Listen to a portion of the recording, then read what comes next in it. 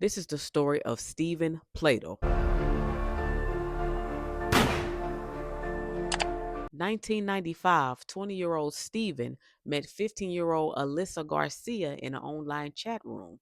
He traveled to San Antonio, Texas to visit her, and Alyssa ran away with Steven to live with him back in New York. Alyssa became pregnant at 16, and on January 29th, 1988, they had their first child, a girl who they named Denise Plato. But Steven could not handle when the baby cried. He would pinch her until she was black and blue. He even stuffed her in a cooler one time until she was damn near dead. So when baby Denise was 8 months, Alyssa decided to give her up for adoption. She said she wanted to give her a chance at life because she don't believe she would have had one with Steven around. Baby Denise was adopted by a young couple named Kelly and Anthony Frusco, who was also from New York. They renamed her Katie. Now, Katie thrived in her new environment. She was great in school. She became a young artist. She graduated from high school in 2016 and went on to attend college. In August 2016, Katie, who is now 18 years old, decided she wanted to look for her biological parents, Steven and Alyssa. And she ended up finding them on Facebook. The three met up, and it must have been a good reunion because Katie decided to move in with her biological parents in Richmond, Virginia. Now, Steven and Alyssa went on to have two other children. So Katie was moving in with them and her siblings. But just 2 months after Katie arrived, Steven and Alyssa's relationship started to fall apart.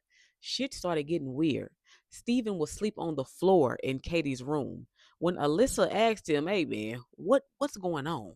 Steven said, "Mind your business." Alyssa decided to move out in 2016 and they decided to share custody of the other two children. In May of 2017, Alyssa was going through her 11-year-old daughter's journal and she couldn't believe what it said. It said, "Katie is pregnant. Dad said they feel like a couple. My dad is a slut. My dad is Satan." The 11-year-old also said that her dad instructed them to call Katie, who's their biological sister, their stepmother. Alyssa like, "Oh, hell no." She called Steven immediately, who is now living with his mother in North Carolina with Katie. But he didn't even lie about it.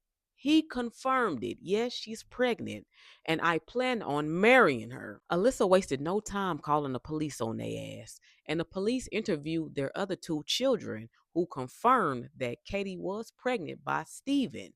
But by the time they issued the arrest warrant, the two had fled. July 20th, 2017, Katie and Steven got married. They had to lie on their marriage documents, of course. But guess who attended the wedding? Steven's mother. That lady just didn't give a damn, did she? But also, Katie's adoptive parents attended as well. Mind y'all, they were still on the run while doing all this. They were tucked away in Wake County, North Carolina. While they were tucked away, Katie will post on Instagram about her and Steven's relationship and engagement, but nobody knew that this was her biological father. September 1st of that same year, Katie gave birth to her and Steven's son, and they named him Bennett Plato. But the moment with their newborn was short lived because Steven and Katie were arrested in January of 2018 in Wake County, North Carolina. The charges were incest and adultery, and the two were extradited back to Virginia to face trial, where Steven's attorney maintained that Steven's relationship with Katie was consensual and that Katie was a grown ass woman.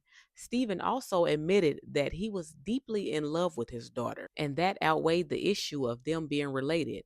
The judge ordered the two to not contact each other while they figured out custody for baby Bennett. In the meantime, he stayed with Steven's mother in Knightdale, North Carolina. Katie and Steven were released on bond, and Katie decided to move back in with her adoptive parents. And when she moved back in, she called Steven and told him, "This ain't even gonna work out." And Steven was pissed. On April 11th, 2018, Steven went to go pick his son up from his mother's house. He told her that he was going to take him for the night and that he was going to Skype Katie so that she could see him. But the next morning on April 12th, Steven calls his mother and told her, "I just killed my son." And he told her to call the police, but don't go over there herself. And that's what she did. She called the police to do a welfare check to Steven's house. She even told them if they couldn't get in, it was a key under his mat.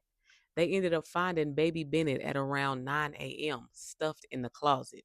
They said he died from being suffocated. After he killed his son, Stephen then drove to New York and waited in a liquor store parking lot across the street from Katie and her adoptive parents' home. Katie and her adoptive father were about to leave to visit her grandmother and clean her house.